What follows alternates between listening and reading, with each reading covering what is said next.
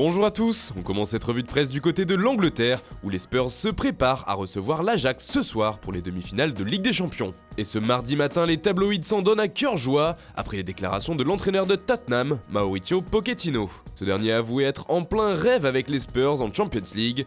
C'était un rêve par le passé et nous vivons ce rêve désormais. Mais vous savez, il faut toujours viser la lune pour atteindre quelque chose de grand. Vous devez toujours faire des rêves vers l'infini et au-delà. Une expression rendue célèbre par le non moins célèbre astronaute Buzz l'éclair, héros de Toy Story. Vers l'infini et au-delà reprend ainsi le Daily Mirror. The Sun aussi s'est jeté sur l'occasion et en profite pour sortir un bon mot.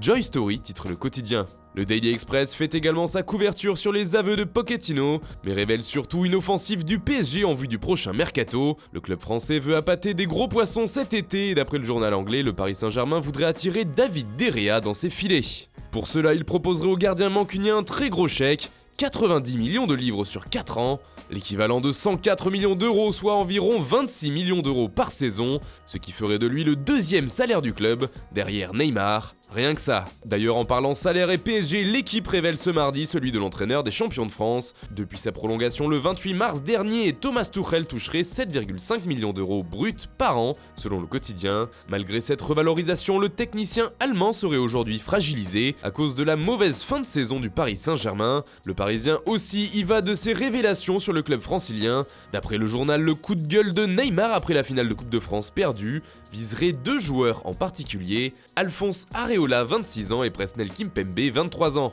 En Espagne, il va y avoir du changement au niveau des coupes, et Marca fait le point. La Coupe du Roi se jouera sur match unique à partir de la saison prochaine, jusqu'au stade des demi-finales. Et la compétition sera ouverte aux clubs de 5ème division. Comme l'explique As, le format de la Supercoupe d'Espagne va également évoluer. Ce ne sera plus un duel mais bien un affrontement à 4 entre les deux premiers du championnat, le vainqueur et le finaliste perdant de la coupe. D'ailleurs, sur sa couverture, le journal As parle également d'un sommet pour Ndombele, le milieu de terrain de l'OL.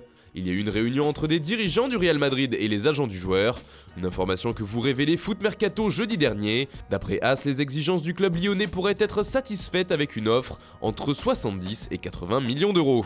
Et on parle aussi de Tanguy Ndombele en Italie. En effet, l'international français fait la une de Tuttosport. Le quotidien italien avait déjà parlé d'un intérêt de la Juventus à son égard. Aujourd'hui, Tuttosport dévoile une interview exclusive de Jean-Michel Aulas. Et une phrase du président de l'OL ressort particulièrement. « Agnelli, je te donne Ndombele », titre le journal transalpin. Aulas serait prêt à faire une fleur à la vieille dame et à son président. Andrea Agnelli est exceptionnel.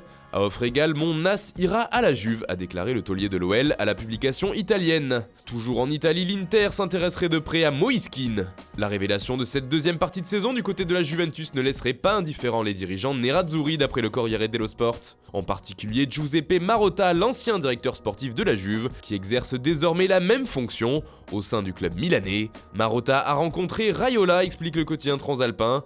Il envoie un avertissement à la Juve. L'objectif pour l'Inter serait de le faire venir libre en 2020, à l'issue de son contrat, où il ne coûtera rien en indemnité de transfert. Autre idée qui ferait son chemin dans la tête du directeur sportif italien, l'échanger contre la star du club, Mauro Icardi, toujours en délicatesse du côté de l'Inter.